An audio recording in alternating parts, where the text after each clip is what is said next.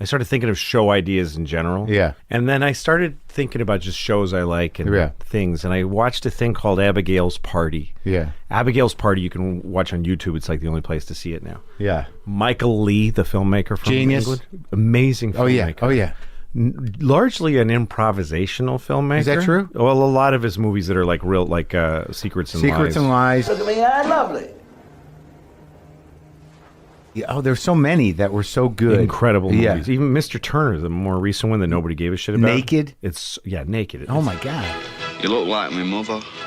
So he was a playwright in the 70s. It's like he had this whole other great career as a playwright in the 70s where he wrote plays. That's writing. Right. He wrote a play called Abigail's Party. And all it is about 4 people in the suburbs of London or wherever in England. Yeah. They're neighbors. Yeah. That don't know each other, and they have drinks. Yeah. 2 hours Yeah. of one scene. 4 people and you watched drinks. a production of the play? Well, what it is they did a TV version of the play, and this was 1973. So it looked like All in the Family, any show that was shooting back then, Maude or something. Right, but not unusual for British. I mean, they did a lot of theater. They did stuff like I think that. they did Pinter stuff. Right, yeah, Playhouse 90 or whatever it was. Right, and but so it looked like a sitcom in that it was shot multi-camera. You could tell there was somebody live switching the cameras. Right. And you have 4 characters talking. Audience? No audience. That was the thing, and it was funny. Right. I was laughing out loud, and there's silence. Yeah. But it's not silence. It's like it's a sound stage. There's a living feeling to it, and it's performed, and you feel that you've seen a whole performance that never changed. You utilize that a lot in Horace and Pete. That's right. So when I watched that, I was like, this doesn't exist in the American TV diet. It doesn't exist anywhere anymore. No, but here's the thing. Even Playhouse 90, the way that was produced was they'd take a play, like a known play. Right. You know, Eugene O'Neill or something or whatever. And they'd take a known play and they would rehearse it for whatever, probably weeks and weeks, and hash it out the way that they take a play and they dissect it, whatever they do. I've never been part of that process, but I know it takes a long time. Sure. But to me, the idea was, what if you made a series? What if you made 10 episodes of something like this that has a hybrid? So it's episodic like television. Right. But the medium feels like a play. And yet also like a sitcom because it'll look robust the way a sitcom, multi-cameras, a decent set. I started thinking of this, right? After I watched Abigail's Party, and I just started turning on like my whole body. I got so excited. About it pretty fast. Start thinking about it, right? Yeah. What am I doing? I had a sitcom for, it's part of a year. Yeah. And I could see where it would be like, you could get old doing this. You could feel really rusty. And you get cut off. Yeah. And you see somebody who's out in the world and you're like, hey, what's going on out there? Great. I'm taking a sailboat around the world. Yeah. I'm going to take a lot of safety equipment. Exactly. Hopefully the Life of Pi will call back. It's a great story. That clip of you describing the joke, the fishing, ice fishing joke. Oh, yeah. Finally hearing the end of the joke was... Yeah, I took a shit on the ice. Shit on the ice. I thought it was going to be a little more profound than that. Yeah, I think a lot of people did. It never really added up. And I told... There's a scene towards the end of the movie where they call... I don't know if you saw the movie. Yeah. When they call Christian Bale in and he says, I don't know where the money is, and they're playing this kind of game. And I'm in the room. I've got like one line where I go, just go home. Right. To Bradley Cooper. There was a version that we shot for a whole day of me standing up and making this big and finishing the ice fishing story, the joke. saying "F you" to Christian Bale, and taking Bradley Cooper under my arm and saying, "Come on, I'll take you home." Like it was this big, brave thing that I did. So for a whole day, he kept throwing alternate and different versions at me, and I had to do. And I'm like, and I wasn't up to it. I mean, I'm not that good, and I'm not that important in the movie. So he tried to get. I was trying it, and I'm looking at Christian Bale, and these people are looking at me, and it's getting sweaty. Like you can smell everybody in the room. Like it got really. It was long into the night, and I kept trying this version, and it's not in the movie. But that's where the ice fishing story was supposed to be ended there. I thought that he had actually guessed it, and you were so annoyed at him, you wouldn't give him credit for it. Like, that's how it came off to me. Like he got it, and then you were like, no, like you were just. Well, no, because the whole bit was that I kept moving the goalpost of the thing. Like, it's about your brother. No, it's not about that. I mean, that was the bit we decided when we started doing it, was that I'd keep changing what it was about. He could never figure it out.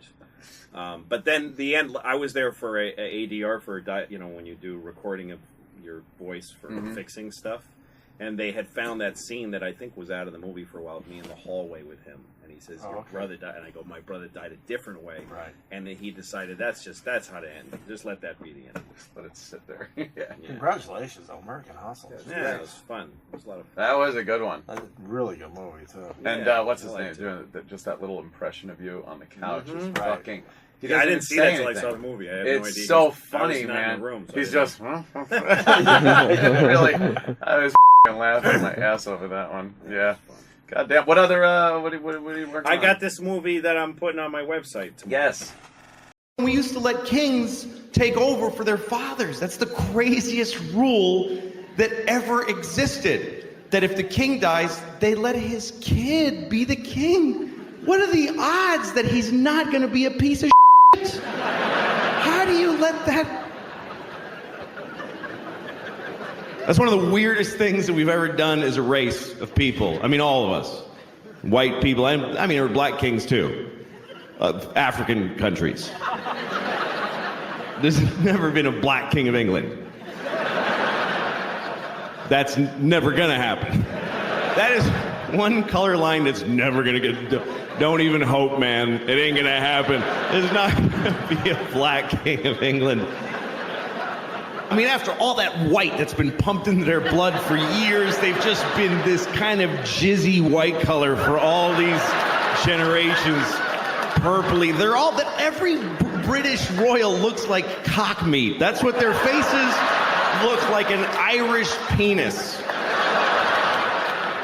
That's what they look like. Someone took an Irishman's penis and stretched it out and drew a face on it with Sharpie.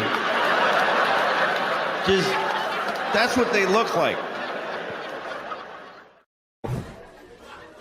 My daughter is really something else, man. She runs the house. She runs the whole house. She decides everything. Like, we were playing hide and seek the other day. We play hide and seek, and we play by her rules that she invented. And do you know why? Because she sucks at hide and seek. And so she covers it with this ruse to level the playing field. And I gotta pretend it's all that she's great. No, it's shit. Like, we're playing... Oh, I know she's a kid, but listen. When it's my turn to hide, she tells me where to hide. She tells me where. She goes, hide in the closet, Papa, but you're going to know where I... Hide in the closet! All right, I'll hide in the closet. Good, fine. Now I'm standing in the closet like an asshole. She comes in, I found you. She's like about it, like, I found you. And I'm like, wow. How did you figure out where you told me to hide?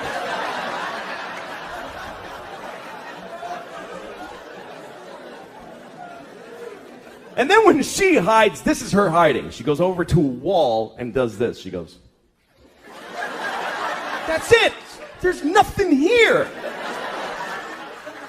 What the is this? Like, this is some ninja invisibility crouch.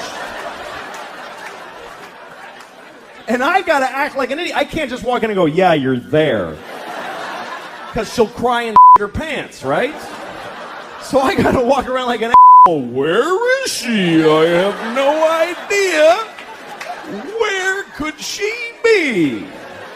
I'm making eye contact. I don't see her. It's amazing to me. The other day we're playing, this is how things have gotten in my house, okay? Here's a very good example of where it's gone. We're playing a version of hide and seek where my wife and I have to decide together where to look. She likes that. She's like, Mama, you tell Papa where to look. Okay, well, fine. So she's over there hiding like this, just in plain sight. And my wife and I, my wife's like, why don't you look under the bed? I'm like, okay. she's not there. And then she says, why don't you look in the linen closet? Okay, so I open the closet. She goes, that's not the linen closet. We don't put that in there anymore. All right, and she's all right. I'll look in. So I look in that. Why would she be in that closet? That has shelves. She can't stand in a shelf. Well, maybe she's crawled in a shelf. Now we're having a fight about where to look for this kid who's standing right there. You ever flush a pet down the toilet? I had to flush my daughter's fish down the toilet. I came home, the fish was dead. She wasn't home from school yet, so I just flushed the fish. And that's a weird moment, too, because fish live in water. So you put it in the toilet, floats to the bottom, like, yeah, he's dead. And then you flush, and it looks like he goes, wait a second, I was taking a nap, Jesus! You gotta be in constant motion, you gotta be respecting his house.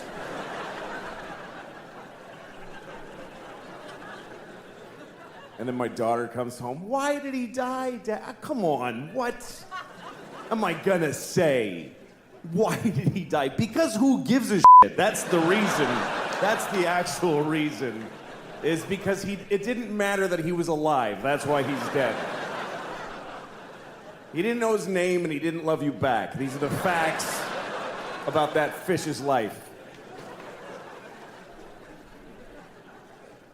My daughter likes fish. We took her to the aquarium. I took both my kids to the aquarium in Boston, and we were looking at this seal or sea lion. I don't know which one. I don't care. I don't think they need to be separate things. I really don't. They don't care, and we don't care. There's like 3 scientists who give a shit what we call all those things. The scientists could go on TV tomorrow and say, okay, everybody, from now on, seals and sea lions and walruses, and you know what? Penguins are all seals now. And we would all be like, yeah, fine. Yes. Whatever, man. Anyway, so we're looking at this sea lion thing, and he's looking back at us through the plexiglass, and he's going, ugh. They're really disgusting in person. Most animals are when you really see them. You ever go to a farm, you think you're gonna see little white sheep going, bah, but they're all fat and colored and they're like, bah. Jesus. That thing is awful. Anyway, seals don't go, they go, ugh. My daughter's like, what does he say? I don't know. I'm a slave. Kill me!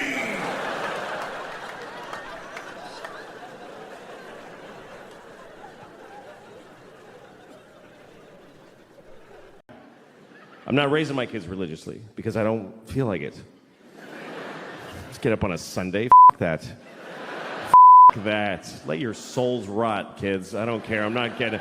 Daddy, who?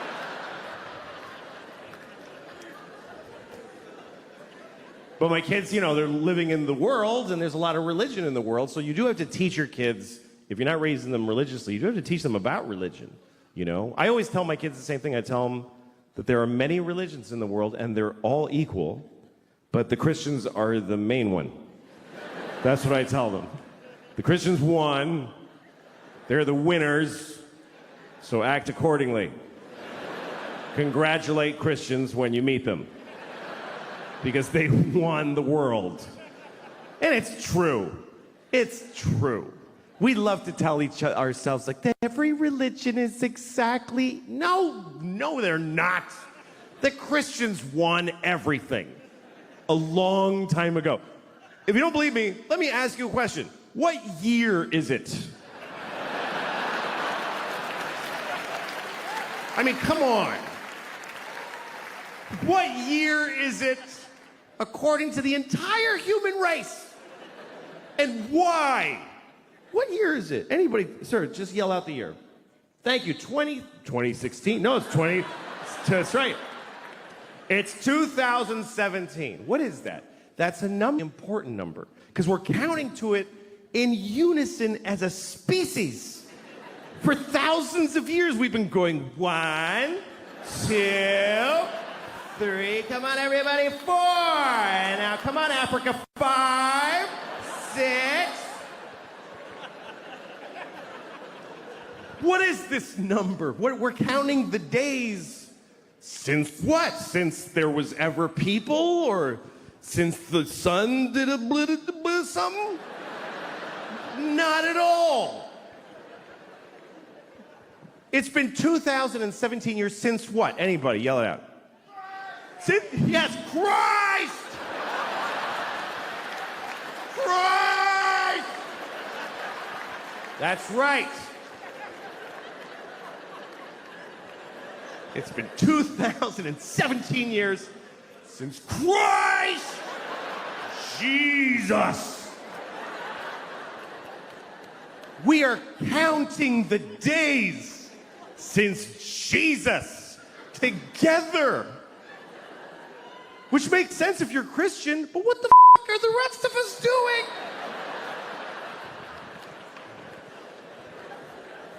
Jesus was here. Everybody, scientists, historians, Jesus. Jesus. Jesus plus 2. Jesus plus 3. Jesus plus 4. Jesus plus 2017 years, 4 months, and 3 days is when your license expires.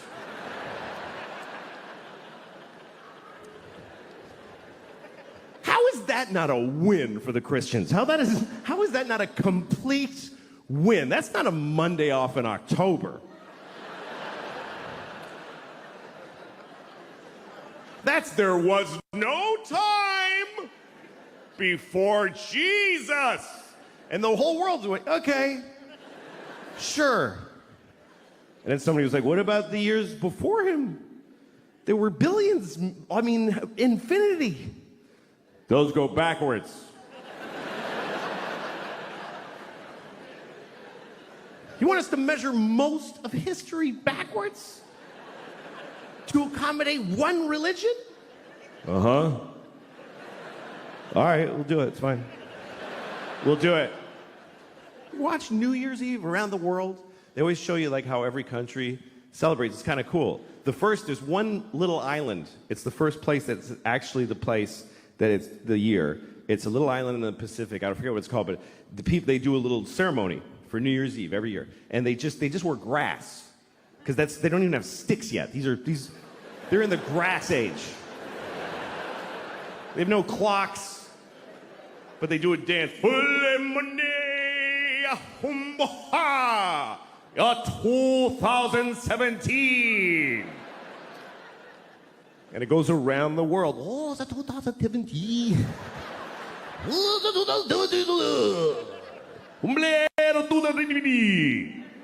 Death to all Christians in 2017.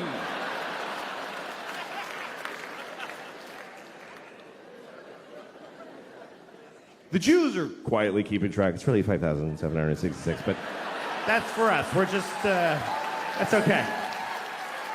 We're just keeping track for when you snap out of it. It's all right. I'll write yours on my check. I don't want a problem.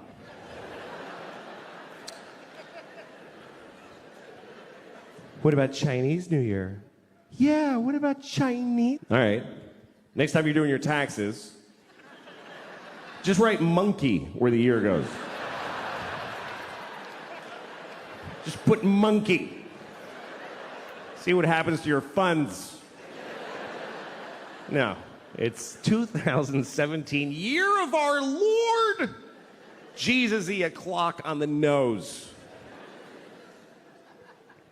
And they made it up. That's the weirdest part, is they got to rename years that had already taken place.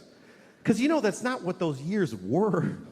You know that, right? That the year 3 wasn't the year 3 during the year 3. Nobody was walking around back then. Hey, what year is it? It's 3.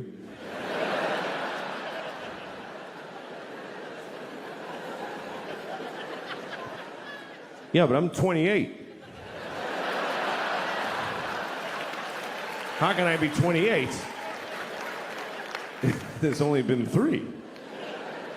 Oh, well, see, you were born in BC 24, and there's a 0. Remember it went backwards? Oh, shit, that was stressful. I hated those years. What was that like? What year is it? 10. So I don't know what to tell my kids.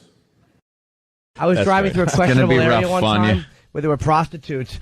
And let's just say I had glasses many, many years ago. Let's just say there was a transsexual who walked over and snatched my glasses. And then I was sitting there. Why did she want your glasses? What's that? Why did she want your glasses? Thank you for at least sheeing it up and keeping the illusion going.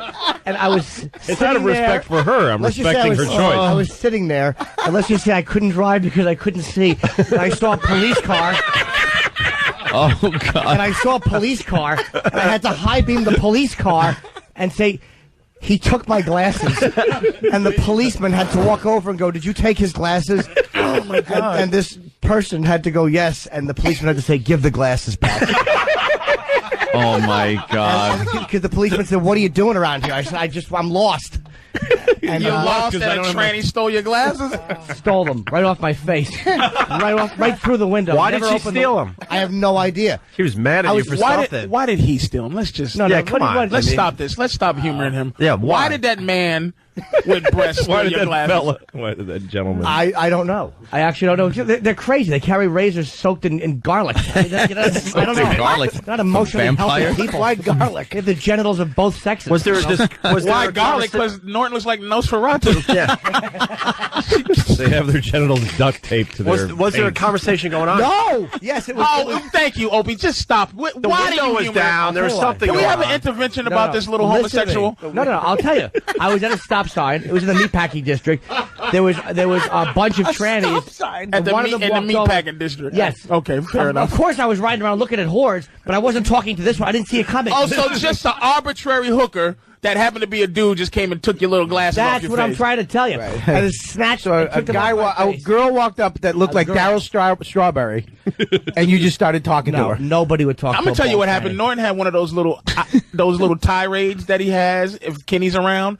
But he forgot Kenny wasn't there, and a big transvestite stole your glasses. First of all, transvestite is different, and you don't want to be lumped in with Haitians. They don't want to be lumped in with. Oh my God! A little respect. Oh, damn it, Norton. Transsexuals and transvestites. But no, that's long before I ever heard of Kenny. That's before I think before I even did comedy. He cursed the tranny out for something. Yeah, something went on. My glasses got He taken doesn't want. off. He doesn't want to share it. So why would they just reach into in your and take window your and took your glasses? Yeah, because I wouldn't. I'll tell you what it was. There you go. I wasn't buying. It was I a wasn't very picking up a hooker.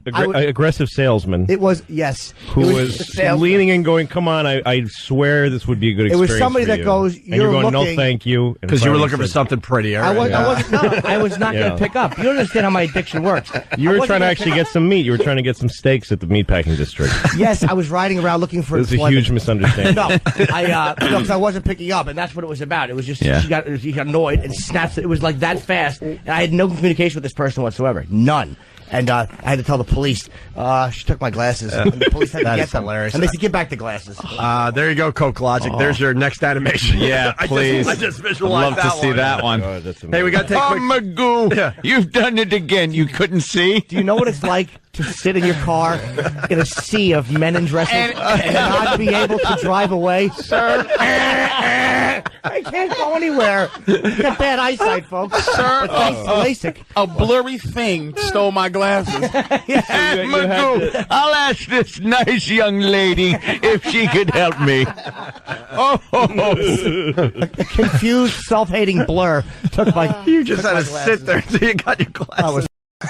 Do you like hockey? I love hockey. I went to a few of the Rangers games. Everyone tweeted me that picture. He's in the front row. Yeah, hockey's the best spectator sport, live spectator sport You ever. do like hockey. I love it. You're a Rangers. I don't follow teams that much. So I you're just not like love being at a Rangers game at MSG. That's really fun. That picture went everywhere too because they spotted you in the audience. Behind the goalie. Behind the goalie. Yeah, because they come up right up to the glass. These guys smash into each other. Series tied 2-2. Did you see the game last night? Yes. The coaches going at it? I did. They're going to fight by the end of this. I know, Yeah, that this was is great. going to get ugly now. Absolutely. Yeah, it's time for it to be fighting. I've never been to a hockey game. I hear it's amazing. If you're not a hockey fan, even, it's the greatest thing. Basketball, they just kind of go up and down, and everybody acts cool. Yeah. Baseball has its moments. I love baseball since way back, but hockey, it's non-stop. Yeah, brutal. I noticed last night you can't relax and watch the game. You're just like, it's in front of the net. Yeah, like, and the brutality of the play, the regular play, not just the fighting. Yeah. I never, till I sat close, saw how many moments, like the moments that aren't on camera. Like there's a guy in the middle of the ice, and he's sort of going, "Hey, I'm open." So a guy on the other team comes up and just crushes him in the head with the stick, and it doesn't get called. And even the guy who got hit just goes, "Oh well," like he doesn't even.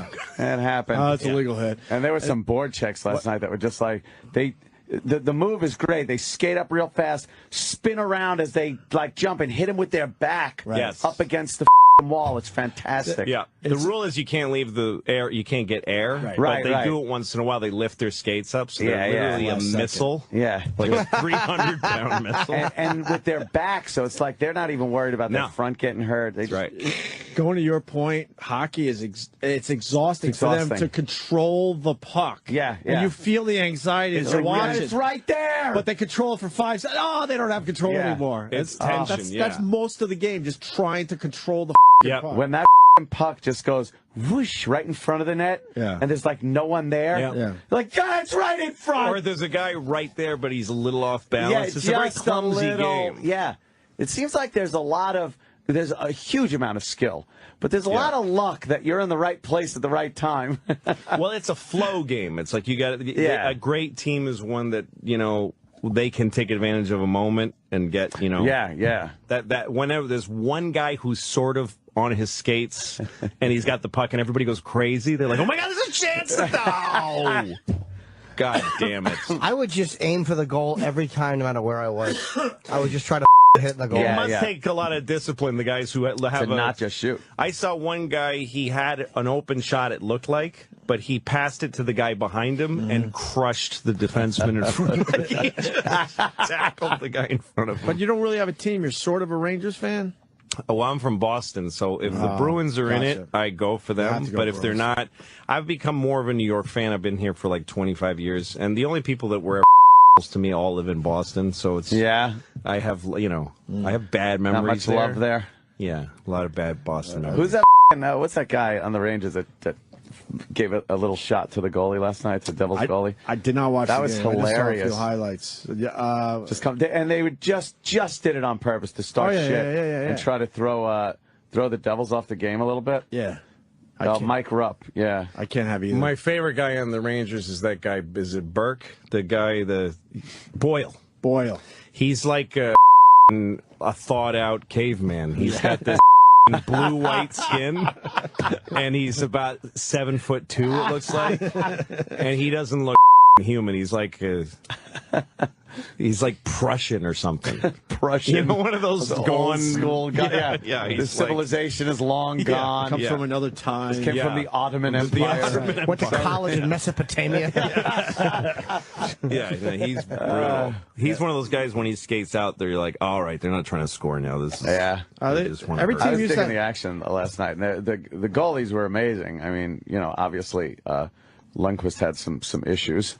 But it was just amazing, though. He also has two shutouts in the series. It's only been done one other time. Two great goalies. Yeah, each team used to have a goon, man. And I just have no clue how anyone used to watch this on standard definition 4:3 television. I watched it on a black and white TV when I was a kid. I can't imagine. Now you watch it HD, widescreen, and like the camera angles are amazing. Mm-hmm. They're showing 3 different angles on the net, and it was amazing to watch. All right, this is all good, but why all of a sudden hockey? Who are you seeing? No, You're seeing someone that likes hockey. No, not at all. In 18 years, we've it's never the only talked sport hockey. with all white people. That's why. I finally figured it out. Why are you into hockey all of a sudden? No, That's confusing. you know why? Because it's Stanley Cup and the Rangers are in it. It's been the Stanley Cup every year this time. Are the Rangers in the Stanley Cup? Well, there's something going on. Finals. They're in the playoffs.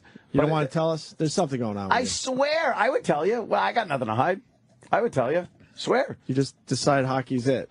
And last night people were because I was watching America's Got Talent while the hockey game was on. And then when that was over, I turned on. You know, it was a great hockey era. Was in the 70s when they had guys that didn't have helmets. Oh yeah. They made helmets mandatory, but they grandfathered in if you played without one. Right, so you there was didn't this have era to. where the new young players had helmets, and the old guys didn't, and they just had blood on their faces, and they were just these badass old men playing with no helmet. I think they're doing that with the shields now. I think the shields are getting to be. You have to wear a shield if you come in now, but there's not many at this point. But guys, not when you wearing the see fucking shield. some of the shit that happens, you're like, how did anyone not wear a helmet? They had goalies that didn't wear helmets. Oh yeah, back at the original. Glenn Hill, Kevin always talks about. Oh my God, Which is obviously crazy, but back then you really couldn't lift the puck that easily. That's why. Why?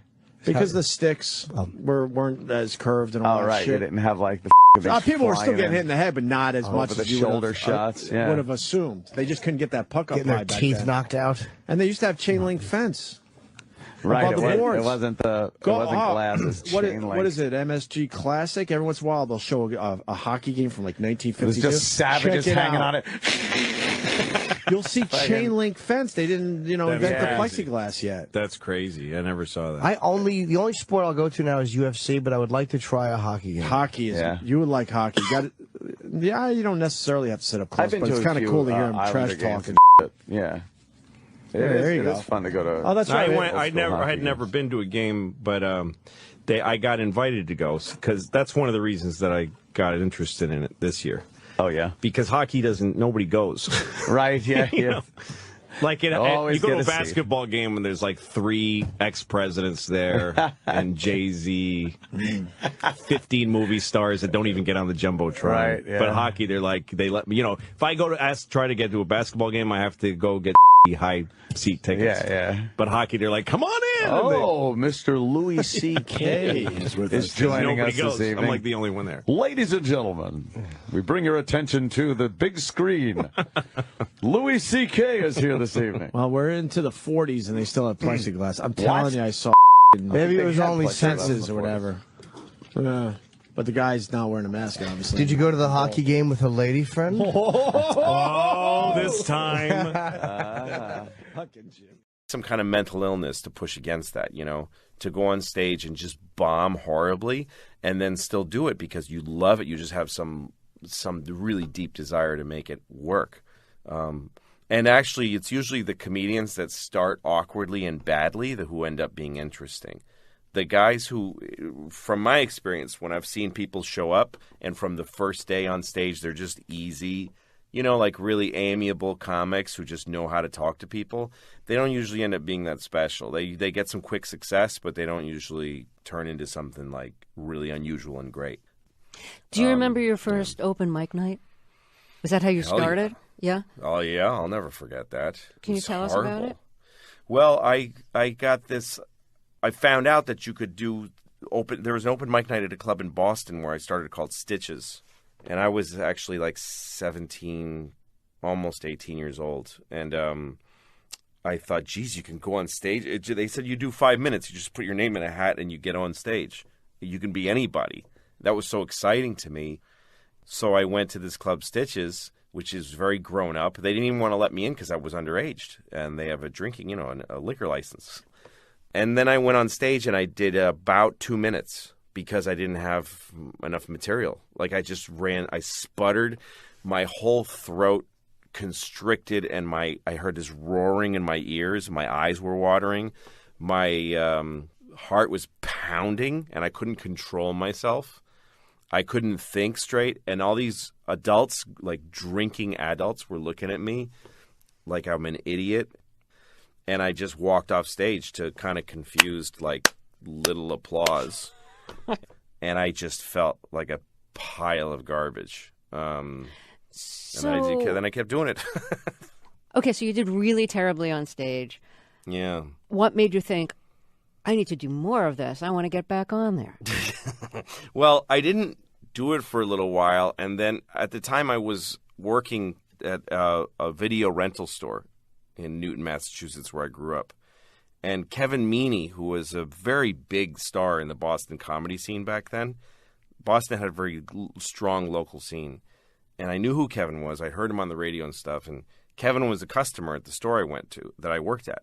And I told him that I had done an open mic, and he said, "Oh, well, you got to come on my show." He had a show that was a huge, him and Steve Sweeney, these two great comics.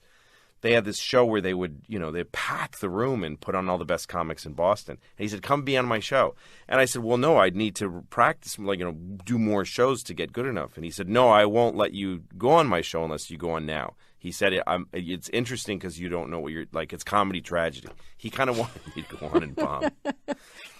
And so I went again into Stitches, and it was a Wednesday night. It was Sweeney Meanie night. It was jam-packed. And I went on, and I think the audience, people's mouths were open. They were shocked at how bad I was. Just shocked. And I got off stage, and Kevin wouldn't look me in the eye, and nobody would. And it was just the most pulverizing humiliation. It was much worse than the first time, because it was a really, the first time was an open mic night. The premise of the show is that most of us don't know what we're doing. But this was a professional comedy show. And I went on it and just flailed. I mean, it was a nightmare. So was Kevin Meaney cutting you a break or being really cruel and putting you on after that? That's open to interpretation. I don't know. I mean, he must have known how bad it was going to hurt me. But to me, I think he was giving me a break. It was up to me to make it into something. Who knows? Maybe I was funny. He hadn't seen me. Do you know what I mean? So he was giving me a chance. He was it's interesting when somebody becomes an agent in your life for a minute. You know what I mean? And they go, "Well, let's see what happens if you do this now." It was a formative experience. Sitting here now, I'm very glad I had it. It was Why? A great, great thing. Because it gave me a really realistic, shocking picture of what I was facing. That show that I did and that audience and that night, that was still the terrain that I work at today. I think if you're just looking for easy ways or you're looking for victories through life, I don't think you're really getting much out of it. I think you have to, if you really know how hard stuff is, and despite that you extract some tools out of yourself, it's better for you. And the next time I went on stage, I was very wary. So what was the first time when you felt like you started to understand who you were on stage and like what your onstage personality was going to be? What your, persona, if I could use that word, was going to be. Like what the stage version of you was going to be. The first time I went on stage, I did kind of offbeat and weird jokes just because I thought you might as well try being more like what makes you laugh. I did really well. My third time on stage, I had really big laughs. And other comedians came up to me and said, "Hey, you're funny. You got something." And I was so excited that I had a little foot in the door that this is something I could maybe do. And I thought it's me being kind of weird the way I am in real life. I like to say things that don't make a whole lot of sense or surprise people a little bit. But then I got seduced by getting big laughs, and then I just started once you get laughs, you're like, "Oh, I'll do anything for that feeling. That feels really good." So then you start thinking of just jokes. So the first time you were on stage and started doing jokes where the comics were coming up to you and saying that was good, you've got something. What were you doing? What is it that you were doing on stage that they had a positive reaction to you? I was doing more kind of contemplative, weird jokes. I don't think I did things that were self-reflective. I did things that were just like, well, one of the bits was about street signs that I thought they should be punctuated because I got confused by them. Like signs like "No, you turn," "Drive slow, children," that kind of thing. It was just taking these street signs and reimagining them. And that was an offbeat, funny, silly bit. And it made people laugh. And that's the only one I remember from then now. When did you start talking about yourself, being self-reflective as you described it? I think when I don't know, once I was in my 20s, I had grown up so much on the road because I started doing stand-up so young. I didn't go to college. So my formative years were being on the road, which meant I had a lot of embarrassing sexual stories because I didn't have a girlfriend all those years because I was on the road. I was traveling everywhere. And also I was doing a very unusual thing. I was doing stand-up when most people my age were in college. So I was an odd fit with everybody around me. You know, so I started telling stories that were like confessional about strange sexual situations I'd been in. I think that's when I started to enjoy confessing and putting myself out there. But then, but I also talked about things like, you know, the absurdity of being poor and trying to have money in the bank and stuff like that. So it was about life in general. I think it's when I was married and had children that I started to really talk about my own life and what my life felt like. But before you realized how being a father would give you material for your comedy, did you think, okay, I'm going to be a father and now it's over for me? No more independence, no more easy life on the road, the door slamming shut? Well, there's always a give and take. I was glad to let go of some of that. The road really sucks when it's all you have. It's really sad. It's very lonely out there. So I was happy to be in a family and be married and everything. And, you know, when I first got married and had kids, I thought, you know, I had some friends I played poker with on Mondays, and I thought the poker game on Mondays that's the water line. Like, if I don't make that game, I'm losing something. I'm losing something if I don't make it to that game. It means I'm letting go of my youth, I'm letting go of my manhood, all these things, my independence. But then after a while I realized, why would I want to go play poker with a bunch of guys in a smoky room when I could be at home with my family? And I realized that a lot of the things that my kid was taking away from me, she was freeing me of. A lot of things that men hang on to when they're younger, they're not good for you. And that there was this huge pride in having a kid, and also that I didn't matter anymore. The greatest thing about having a child is putting yourself second in your own life. It's a massive gift to be able to say that you're not the most important person to yourself. Why is that a good thing? Because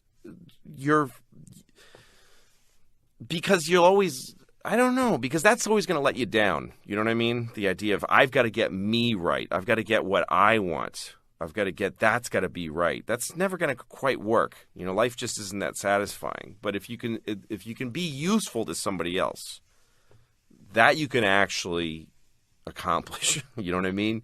You can go, I did a pretty damn good job today as a dad. Pretty good. Best as I could. That's worth so much more. You know, I saw a movie once where Spencer Tracy catches this woman about to kill herself. It's a pretty dark movie for the time, but I forget the name of the movie. But Spencer Tracy's on a boat, and he sees a rich young girl about to throw herself off the boat because her fiance left her for another woman. And he's trying to talk her out of suicide. And he says to her, do you have a job? Do you have anything that you do in your life? Which was a funny thing to ask because she's like a 1920s, you know, she's like a socialite. And she said, no. And he said, I think you should get a job because it's very hard to be sad and useful at the same time. And ever since I saw that, I keep that in my head. If you can be useful, which means to somebody else, not to yourself, if you can be useful, it just makes you feel better. So I live in service of my kids, you know, for that's the first priority. And then things like my career, they feed into that. They're part of that because I'm providing for them. But also, it's just not that important. If something's not important, it's more fun. It's more something you can look at from objectively instead of having it be this albatross around you. I've got to get this right. This is a story that takes place. I'm going to tell you the story. It's kind of a messy story. It takes place over a lot of years because it started with my friend Mike, who told me this story. This happened to him back in the 90s. He was going home for Christmas, and he lives in Connecticut. He grew up in Connecticut in some town in Connecticut. And he didn't like going home. He's one of those people, he came from a place, doesn't like it anymore. And he goes back, he doesn't know how to handle his family, you know, and he came from a family of white racists, and he doesn't like going home. But it's still home. So he went home for Christmas one year, and everybody's hanging out during the day, talking, having lunch, and his father and his brother both work at this factory, and his brother's grousing about his day at work, and he goes, yeah, and then this nigger fell asleep with the forklift.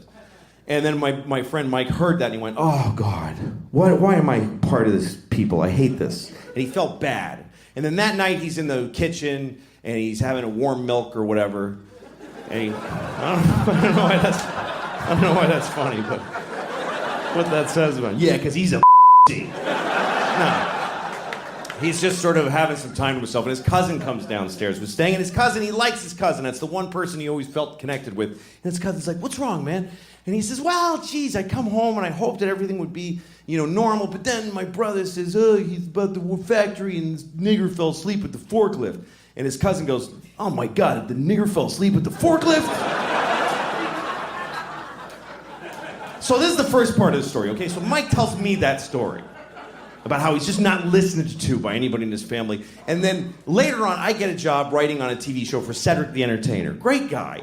And he had a show, and he hired a writing staff, half white writers, half black writers. So at lunchtime, we talked about race. It was just, we'd have these provocative, interesting conversations, trading notes about race with the white writers and the black writers. And I told that story. I told the whole thing about the guy, nigger in the forklift, and then the cousin saying, the nigger in the forklift. And then one of the writers, a black writer, he goes, there's nothing worse than a nigger falling asleep at the forklift. Making it harder for the rest of us. Still, nobody's quite hearing what my friend was going through. And then, about a year later, I'm hanging out with my friend Dino. Dino's Greek. He has no dog in the race. He doesn't care either way. He's Greek. Greeks aren't white or black. He just got a big nose and he just stands there.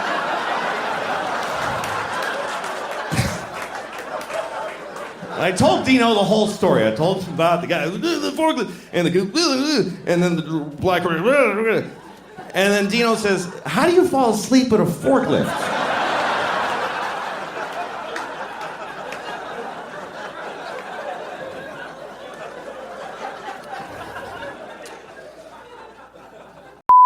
Val Kilmer, Jesus. That's great, right? I have a weird story about Val Kilmer, and I'm not sure I should tell it, but I'm going to anyway. Tell it, we love you. Because this is kind of private.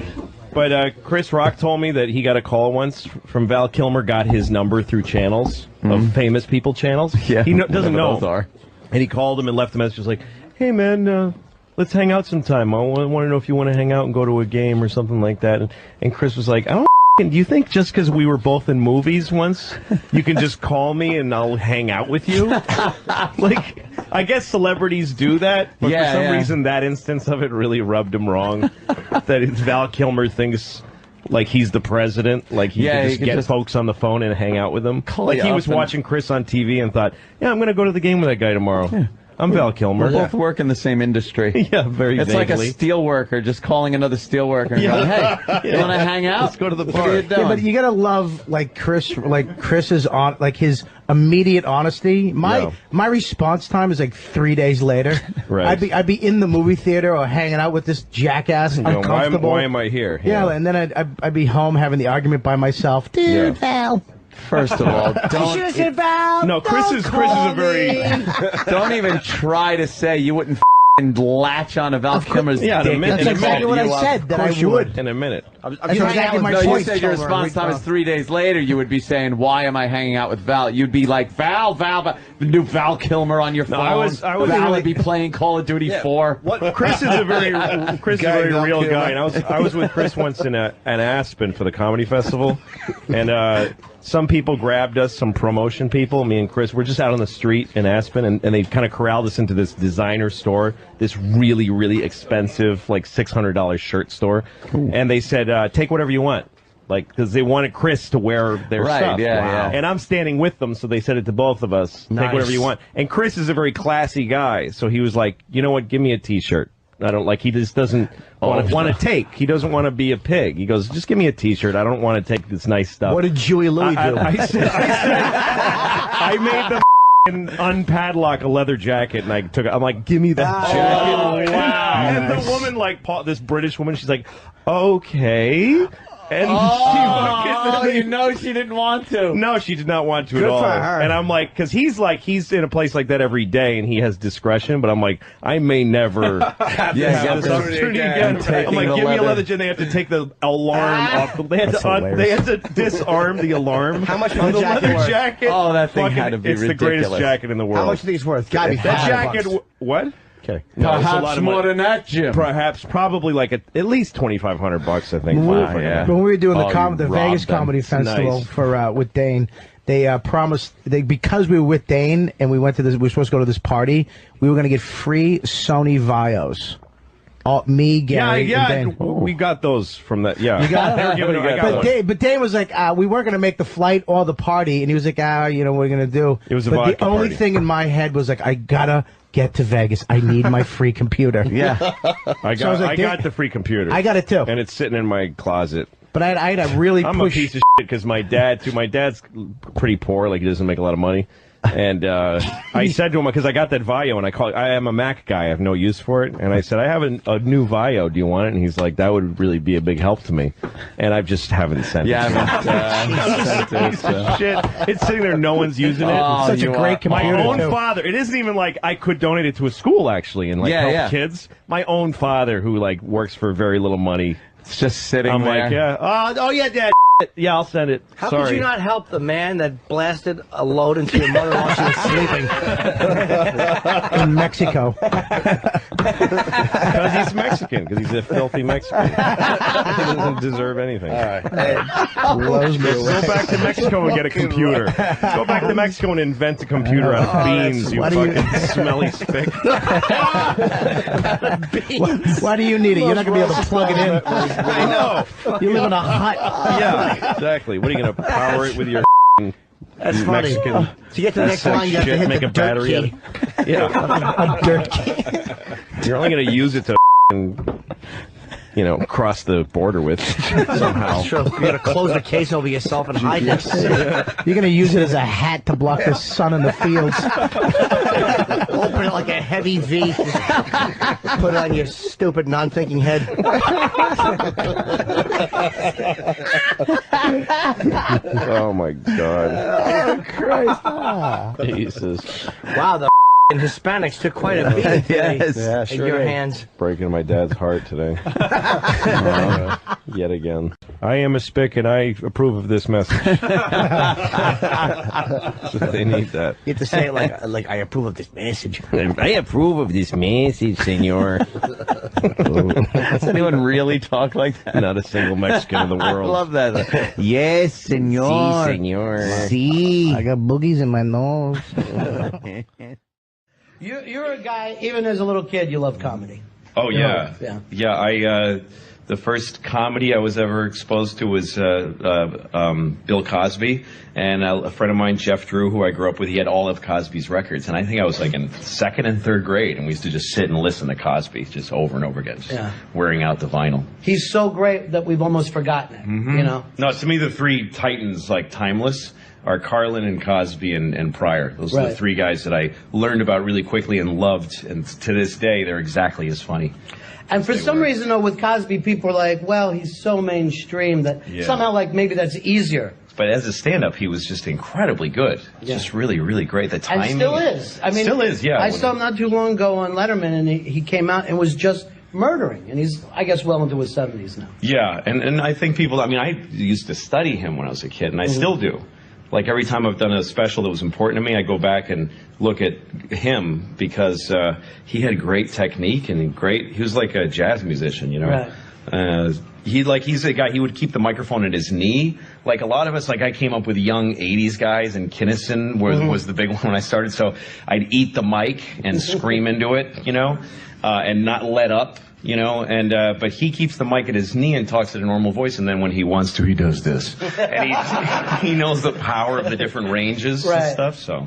See, I would think that would be a little scary to look at other stand-ups before you did your special, because you don't want to pick up inflections or... Well, I don't think it happens to me, because I'm looking at really the mechanics, really the underlying, how are you using silence, and some of it is just inspiration, you know. I think Chris Rock is another person who believes in watching public speakers, and you do that as well. And people forget that it is public speaking. So as a young person, as a kid, you're listening to this stuff, you're kind of studying it, and you said to yourself, this is what I want to do, or was that too far off of it? No, I didn't know you could. I didn't know you could be something like that, a comedian. I didn't know that there was a road to it, but I really did want to. I mean, when I was in 4th grade, and we had the Gong Show was big on television then, so we had a Gong Show, and I did stand up. I told jokes. I juggled 2 balls and an apple and ate the apple, and then told bad jokes. That was my first time performing. Yeah, and how did it feel to you? Was it? I loved it. I completely loved it.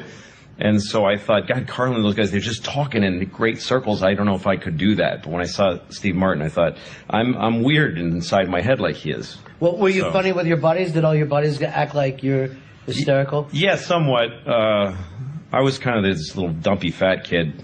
And I wasn't succeeding in anything as a kid. I didn't see anything that I would be really good at. Yeah, I guess I made people laugh when I was a kid. Yeah. I remember a huge laugh I got in, I think it was like 3rd grade or something, and the teacher was talking about the different parts of the skull. You know, the skull has like 2-3 bones in it. I don't remember what they are. And the teacher said, does anybody know the other one? And I said, the noggin. And they laughed a lot. It's like the greatest thing to get those laughs in school, too, when you're not supposed to. No, the first time I really killed, I was in 5th grade, and we did Free to Be You and Me, the hippie and liberal play. Right. And which I didn't know at the time I was being used for hippie purposes, but we had a really mean teacher who was really tough, and I grew to like her, but she would like the instant the kids were leaving, she'd light a cigarette. Like, you always smelled cigarettes when you walked out of a room. She was so stressed out. So she made us do Free to Be You and Me, and she told me to do a poem called Don't Put Your Horse in a Nightgown. It's an absurd poem. And I had to stand in front of the curtain, like in vaudeville when somebody does a solo act, while they're setting something up, and do this poem. And I couldn't remember it. And every rehearsal, I'd start, don't put your, and she'd go, louder! And she'd scream at me and say, if you don't know this, you're going to look like an idiot, and you're going to ruin the play. And I was so scared, and I drilled it and tried to memorize it, and then I came out for the play, and I'm looking at everybody's parents and the whole school, and I took a breath to start talking, and I just started laughing. And they laughed. And then I started laughing again. And I was up there for like 10 minutes just laughing. And the place was going nuts. It was like a huge, and I walked off, just huge applause. And I went backstage, and all the other kids were, you ruined the show. You ruined it. You're awful. You stink. And nobody would talk to me for about a week after that. So, was it tough being up there where you're like, hey, I'm getting laughs through my own personality? I was high off my head, and I loved it. I felt bad when the kids hated me for it. Sure. There was part of me inside going, fuck you, little faggots. Fucking, I just killed. What did you do? Yeah. Pretending to be a baby and know everybody was yawning. You know, nobody wants to see the other performer kill. It's always rough, even at a young age. Yeah, nobody wants to follow that. Exactly. So in school, were you the class clown? Were you the wise ass? Not really. I had ADD a lot, I think, or I don't know. I don't think it's that simple. But I was just, I was a bad student, and I fell asleep a lot. I had low energy. I was kind of fat, sugar, low energy. And I remember being depressed a lot. So I wasn't that funny to other kids, I don't think. Really? Yeah. But in the back of your mind, you said, I want to do this. How did you get up on stage first time? I was in high school, and I was listening to the radio, to WBCN in Boston, and they used to have 5 o'clock funnies. And so they had a guy on named Chance Langton, who was a comedian in Boston, and just a local. I didn't know there was local comedy. I thought it was just those huge guys with albums. And all of a sudden I'm listening to this guy who's really funny.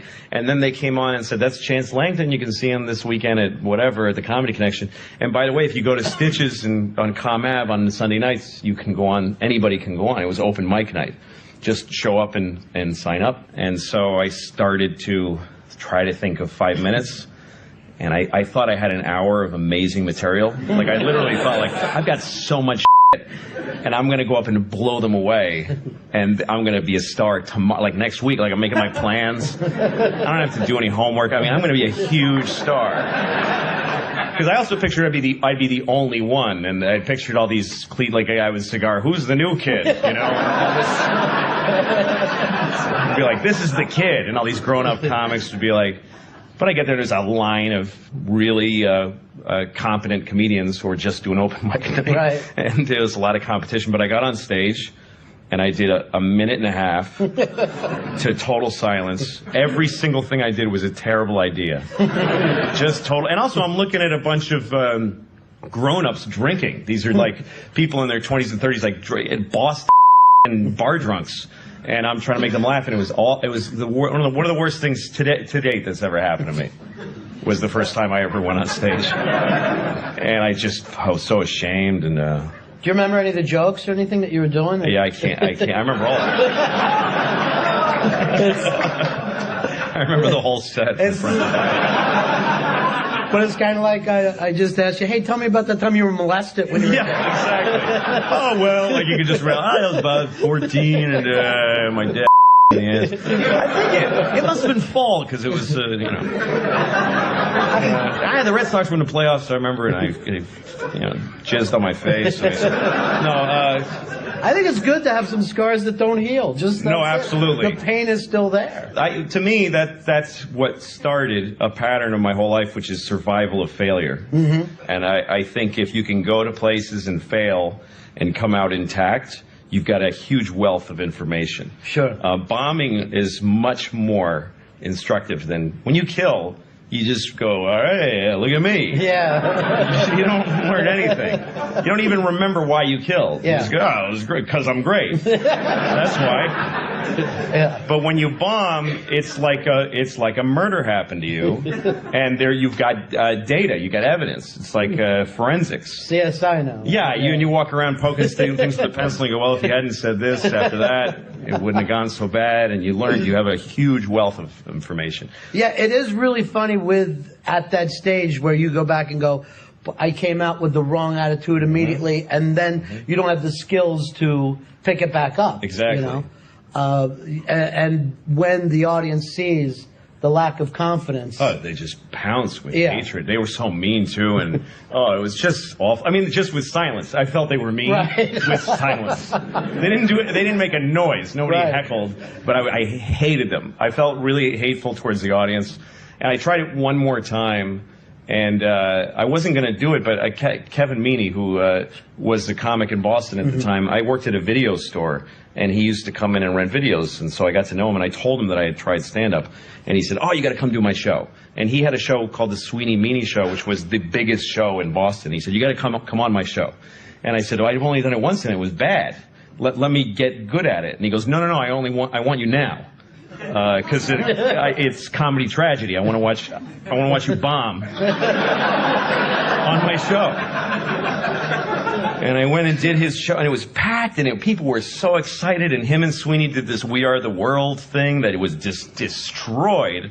And then they brought me on, and I equally, worsely bombed. And I can't describe how horrible that felt.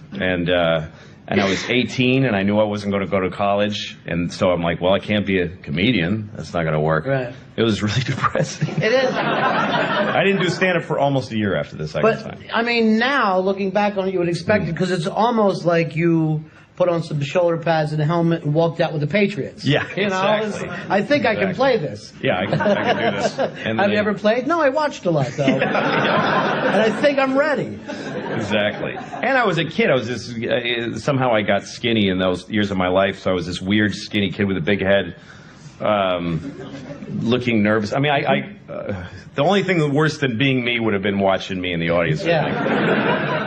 There's probably still people in those two audiences that, like, once in a while go, oh, God, that was that kid. That was awful. And they remember it as well as I do. And then they'll see you on Letterman or something. Yeah, they go, no, that's not the same guy. That's not the same guy. That odd kid. But you came up with a good point. Like, any thinking person, any person that could learn would go, I can't do this. I won't go back. Yeah. What is it about you that said, I got to go back there? I guess I looked back at the pain of it, and I thought, well, I did it. It hurt, but I survived it. Well, what really happened was like almost a year after the second time, I went to this place in Boston, and in Cambridge, really, this place in Central Square, the Cambridge kind of Harvard weird hippie area. They had a place called the Off the Wall Cinema, which showed old movies and weird movies. and I used to go there. And they had comedy night every Saturday at midnight. So I went to that, and it was a totally different crop of comedians. They were just weird. It was hosted by a guy named Ron Lynch, who's just a really strange, esoteric comic, and they were really offbeat, like Steve Martin was. And I thought, oh, that I can do. So I begged him. I just went up to the host and said, please let me go on here. And he said, I only use professionals. And I said, just please. I was this kid just saying, I have to do this. And he said, you need to make a tape. I need to hear a tape. And I didn't want to go back to the stitches. So I got my friends to get in a room with me in a tape recorder. And they clinked glasses together so it sounded like a nightclub.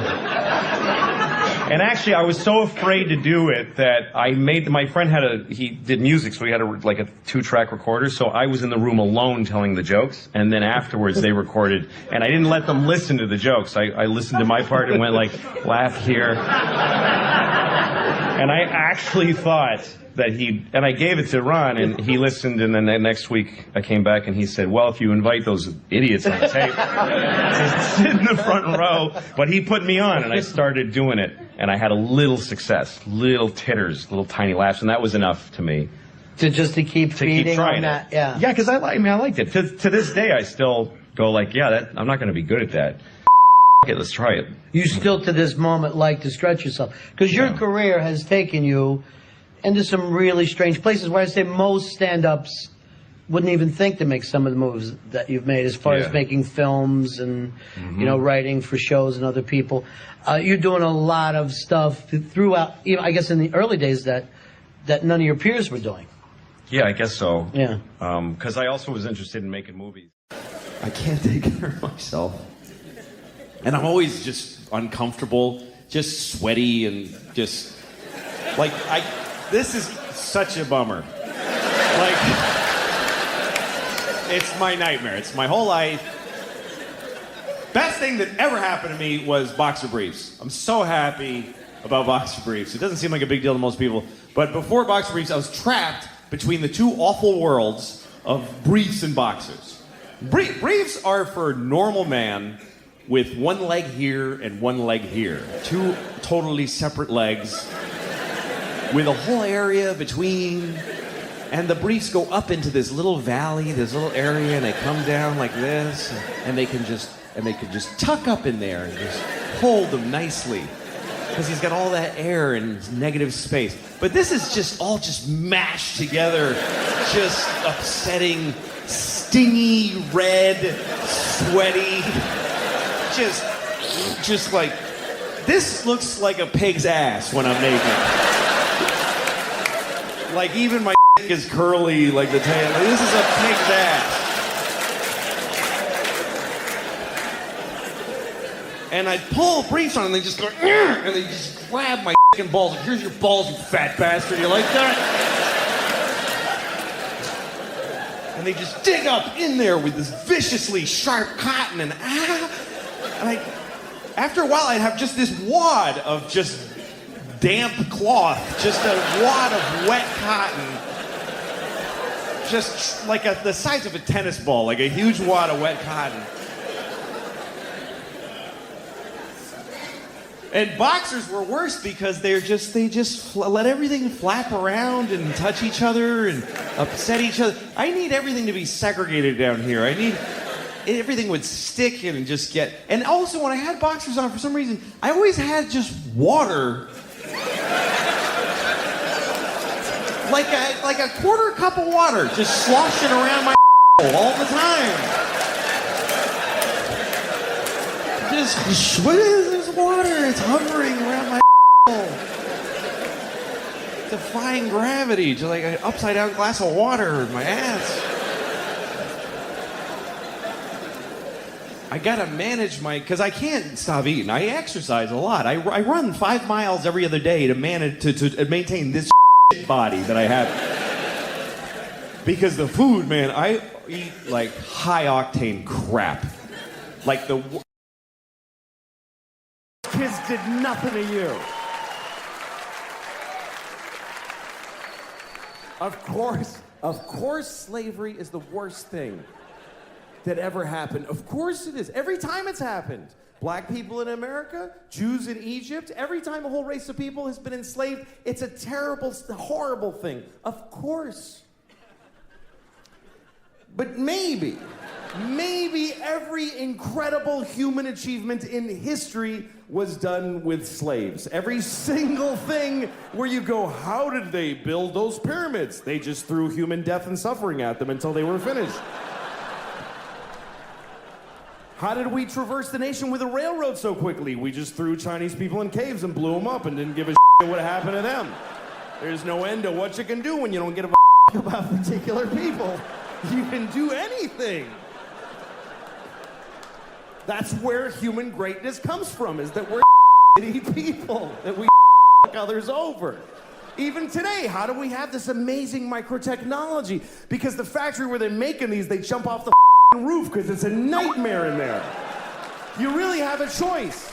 You can have candles and horses and be a little kinder to each other, or let someone suffer immeasurably far away just so you can leave a mean comment on YouTube while you're taking a shit.